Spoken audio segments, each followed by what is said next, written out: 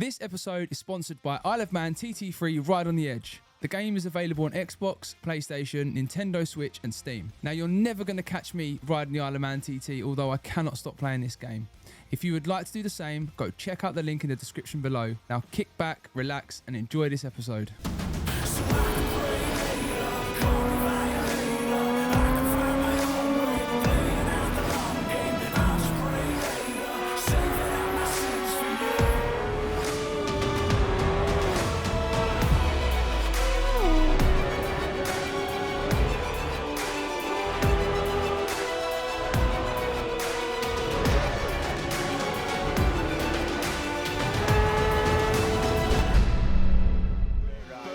Danny Buchan, what a ride this is, and it is on! Welcome back to the Pushing the Limit podcast channel. Today I have with me motorcycle racer Mason Law. I've been out at the Isle of Man TT, so I thought it'd be a good time now to catch up, play the game, show you how to do a lap. About to push the limits of a PlayStation game. We're going to push the limits of the new TT3 game. Pretty good game, yeah. I mean, I really enjoy it. I've just come back from the Isle of Man TT, don't fancy it at all. Literally standing within like 3 or 4 feet of people coming past 185 mile an hour is insane. But when you play the game, although you've had you get a bit of an insight. No, you do. You get an insight of actually exactly the track and obviously the sounds. But I mean, yeah, watching them guys go around there is mental. So we're going to start here now. We've got the Island course, I believe it is. Ian Hutchinson. I'm Ian Hutchinson on the BMW, and I got a rubbish start. That wasn't a great start. Let's talk about you. Is it ever something you've looked at doing? I've just crashed straight away. No, I mean, for reasons like that, really. Yeah. I mean, it's mental, isn't it? Even though they go off individually and it is like a time trial, yeah. The whole thing, what does me is that, like, obviously they're riding it like how we ride short circuit now, you know, like the outright record's been broken. Peter Hickman did it on a stock of 136 mile an hour, and you watch them set off, and the only way I can describe how I think it might be is if you pick a stretch of road in your car where you know and you go fast down it, you kind of know every bump along the way and everywhere you need to sort of be apexing, if you like. And the dangers like slip away, don't they? You know, like when. Yeah. So that's how I think they see it. But yeah, I think I mean, obviously these guys definitely at the top of the game. I mean, they're going out there for years. I think I watched the previous one, and you was out there with Hickey before he was competing there, and like just gaining that track knowledge. I mean, obviously I remember going to Alton Park for the first time on a 600, and the first lap I run off I think 4 corners at Alton Park. Because obviously it was quite slim, but there's nothing compared to this, and obviously there's no runoff. Mate, it's you know, you're into a dry stone wall or a curb or a tree. It's the furniture they call it. See, that wasn't very nice, was it? No, it's dangerous enough anyway. I actually took him straight out. If you're doing anything like that. That is the thing though, like the risk. Like I always accept the risk with short circuit racing, and one of the reasons why I wouldn't compete at the TT is just because I couldn't personally accept the risk. So for me, obviously playing these games is mega.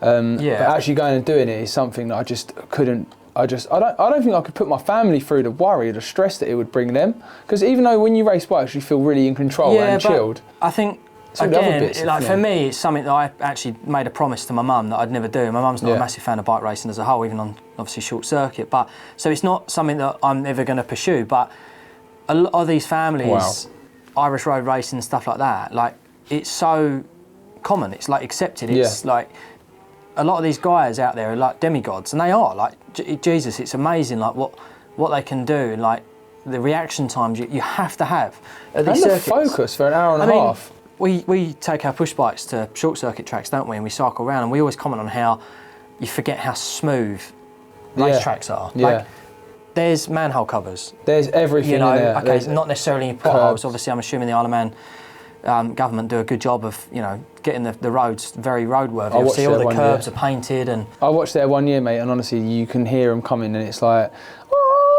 But the buzz of it, like you can see, like. Oh, mate, you could see the fact that you go and do it once and you'd be addicted. I'd love to do a parade lap round there and just have go around there with following a travelling marshal and going right. But you just feel like you'd have to have years of knowledge, and I guess that's where something like this is good. I mean, like. When I spoke to Hickey, there was 2 places that look exactly the same, and one of them, they look exactly the same going in. I think it's coming up in a second. I couldn't tell you the part of the course, but they look exactly the same, but they the exit on one of the corners turns back quite tight, whereas the other one's quite flowing. And it's quite a common thing where people go in there and think, oh, I'm at this part of the circuit, and they just obviously crash, so to speak. What a benefit again with this game, as you've proved multiple times, is that your bike still works after you crash. Well, yeah, I mean, these bikes crash really well. I mean, I wish my real race bike crashed like this, because you do crash that a lot as well, don't you? I don't crash it a lot, no. But Philip would have a much cheaper bill at the end of the weekend. Just needs to get himself a console and the TT. Yeah, exactly. And send me along on that. Do you want to have a go? Show me how good you are, because you literally, that's all you do all day at home is play games. It does my head in. All I do. What are you up to today? Oh, I'm playing a game. Oh, all right, no worries, mate. And a side note, I don't play games. I don't actually have a console. But I did. I got a console for Christmas, and yeah, I have a little sneaky play now and again. Now? Yeah. So you're basically a bit of a pro. I'm basically smashing it, mate. You're doing a lot better than when I saw you play this before. I do hours now, mate. I mean, Hutchie's RST left. Oh! Right, go on, you can have a little go. Turns my stomach. But yeah, for me, mate, going and watching it, like, I flew out there for one day this year, which was quite cool in a sense, but you don't really, I flew out there for senior day, so obviously I went on like the best day, but and they were blessed with good weather. That was a big crash. All week they had really nice weather, so the rubber got laid down, and even in the taxi after, you could literally see all the racing lines. But it just baffles me, mate, how fast they go and how undulated it is. But they were saying as well, weren't they? Like, a lot of the lap record success was down to the mileage they was able to get because of the weather. Because of the weather. That was big. But yeah, it's a mad thing. Hard game though. Like, yeah. How good are the sounds? The sounds. I was telling Mason before. I think the BM sounds good anyway, doesn't it? Like in real life, and they've managed to replicate. That was. Yeah, like on other games, the sound's never as good. And the quality of the sound of this, and even the actual gameplay. Because I was saying before, on other games, you just can't ride round without falling off. Well, obviously, we're doing a good job of falling off now, but the game itself is actually really enjoyable because you can actually play it properly and push. Oh, see, and it's reactive. Now I'm not concentrating because I'm like, as you're saying, I'm analysing like body position and stuff like that. All of it. And how individual. Do Some games like just don't. The rider like just doesn't move like naturally. Like I'm actually wondering if they've got the right foot shift for Hutchie on here. They even had the 18 on top of the bike there, which was one of the team boss's friends passed away.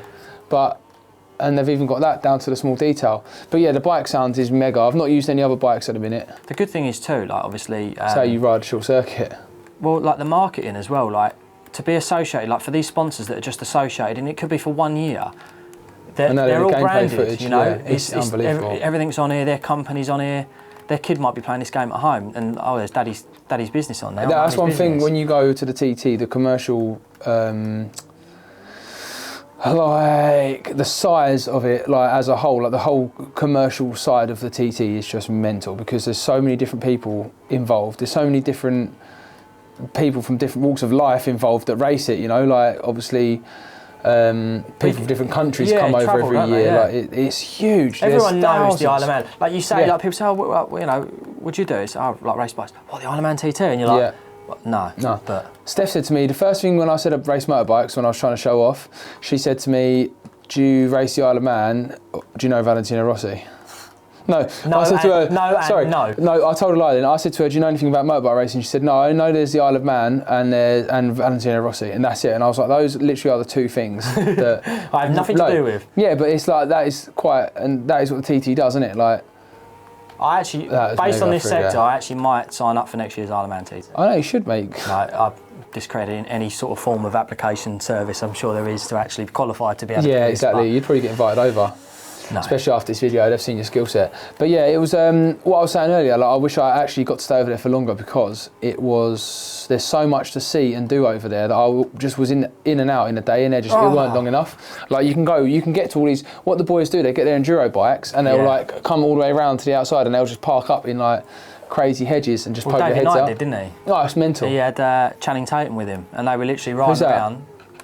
You know that famous guy from the TV, the one that all the wives fancy. Steph probably fancy. No, Channing Tatum is. I'm just trying to do him a discredit there because I'm just trying to massage my own ego, but that's fine. But you know, you've got celebrities out there that are obviously travelling out to watch this. And what's the guy from the Top Gear? He was there. I don't know his name. Chris, he was there. To actually now be able to say, right, here, have a taste. I mean, frustratingly for someone like myself, it doesn't obviously play like PlayStation or anything like that. I'm making this look very hard work, and I'm actually making it look very painful. No, but you're actually making it look like you play it all the time, which is quite funny. But genuinely, the thing is, like, the nice thing is, as we know, like with the Isle of Man, like there's tolerances and they're so finite that it is a bit like with this, like. Well, the thing that does me you is can't go as if you're going lap record pace. No, and I rolled off through there, yeah, and now to make it, whereas them boys are probably flat out. But it just cracks me up. Their references must be everywhere. No, but what I'm saying is the game's replicating it. Like it's not too forgiving. Like don't get me wrong, it'll be frustrating. Like when you're fresh to it and stuff like that. But I feel like when this could be quite a rewarding game when you've actually managed to knuckle down on it. Yeah, when you're like me and you can play it really well. Oh. That red means break, mate. That was a really good section. So you don't want to go and do the Isle of Man, but I get the buzz, but it's not for me. Yeah, no, I'm the same. Yeah, I'm the same. You know, like I feel like you get your hardened sort of TT fans, and then like you get your sort of. I like the technical side of like MotoGP and stuff like that. Yeah, like the aerodynamic side and all the pushing the boundaries of with the law. Technology I guess, and stuff like that. I mean, like aerodynamic wise, I mean it's probably like the wings and stuff on this bike here, like around the TT. Jesus, like if they're ever going to work, it's going to be the TT, isn't it? And obviously these road bikes are developed for the road that we race. Yeah. So. What does me is like how the guys, like Hickey actually said that I said to him in the podcast, he kind of owes Bluffbridge. Right. He kind of owes, I seat bounced that before, genuinely in front of a crowd, and we stopped up here. He owes the TT a lot because that kind of rekindled his whole career. So like his sort of like piece with the TT is that it sort of saved his career. Right.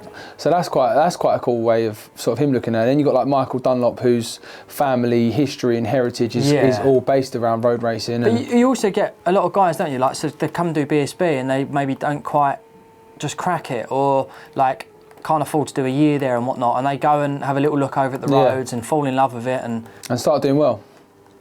But it's not a forgiving place. Look at that. Yeah, that was good. You just took a lot of trees out. The old farmer's going to be well chuffed with you there. I actually think I'm going to get there you go. You can have a look. No, but I think it's overall the game gets a what do we rate out of 10? 5 plus.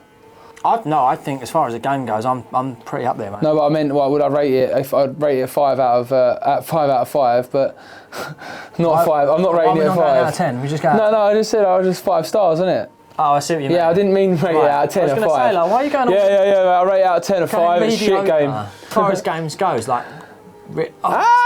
Couldn't even watch that. That was like you at Brands Hatch. Could not even Cartagena. No, Brands Hatch when your bike went over the.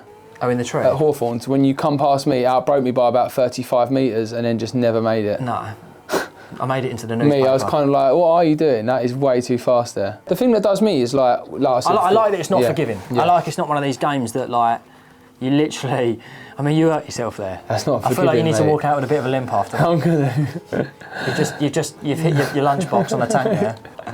So what would you rate out of 10? Yeah. No, in all honesty, I think the game is the 7.5 out of 10 all day long. No, I'm joking. No, but I feel like that's based on your rubbish. No, I actually really. If you were good at this. For me, when I play a game, for me. Like the sound quality is amazing. You can actually get round. I'm not a very good gamer. I can get round, or at the minute I'm being a bit over ambitious. But for me, it's a 10 because I'm not a skilled gamer at all. So I feel like the younger generation could play it. Well, the younger generation actually could play it. I'd absolutely bosh this. No, absolutely, yeah. I'd actually like to see some footage of a younger generation trying it because, as you know, they do. But it's easy to play. I think it's nice. I think because you get the Isle of Man TT buzz without actually putting your life at risk. Yeah, it's great. Yeah. Like that. That's exactly what I play. He's brown bread there. He's gone. He's in someone's front room having a cup of tea. He's a goner. I like Hutchie as well. He's my mate. Shame he couldn't race this year, wasn't it? I know, it's mental actually. Yeah, he was there. I wonder if he was doing this instead. He was there. Yeah, I have to speak to him about that. But he was there on a different capacity, not honour. Oh, is it a bush? I've come to the conclusion I don't actually think I can watch much more of this. No. Should we tie up there then? So we're going to give the game a 10 out of 10. For me, 10 out of 10. The sound, the gameplay is brilliant. It's easy to play. Someone who's a non-gamer can play it. Me, part-time gamer, play it. Still can't play it. But I can get round. No, I think the real-life qualities of it are definitely something that bumps it right up there. Like there's a lot of games that they've been brought out and it's disappointing. Like we know obviously quite in depth what body positioning things should look like, body positioning, like how things react. Like it could, as you said, it could be the sound, it could be stuff like that. I've not done a lap of the Isle of Man TT and I'm sure that people that have will be able to go around and be like, I genuinely can't believe like that house is there. Well, when you actually look at the first sector, so I know the first sector of the TT, and then after I turn right, I pretty much get lost. But when you look at the first sector of that on the gameplay, it's exactly as it should be. Even down to the racing line. Like if you watched a video of Pete Hickman talking about the Isle of Man TT, the way he says, right, I hold right here, and then I just pop left at the bottom. Like when you actually play the game, the line choice is all right. Like obviously it shows you the braking and the throttling and stuff.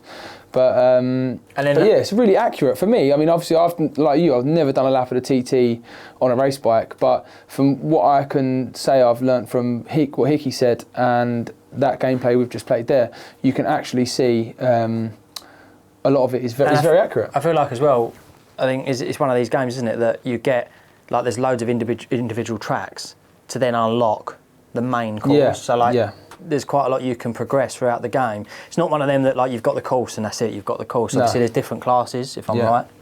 Super Sport, Superbike. You've got all the different gameplays, which is you can do like the shortened circuits, you can do different circuits.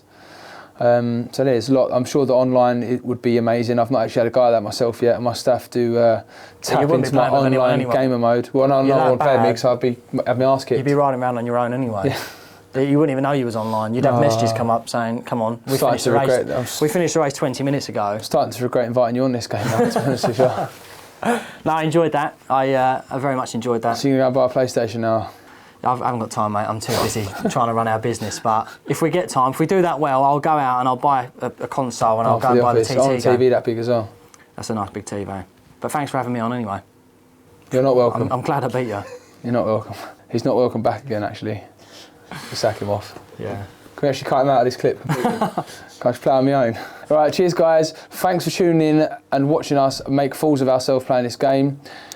Be sure to go check it out, get yourself involved and get on the game and let us know your thoughts. Big thumbs up.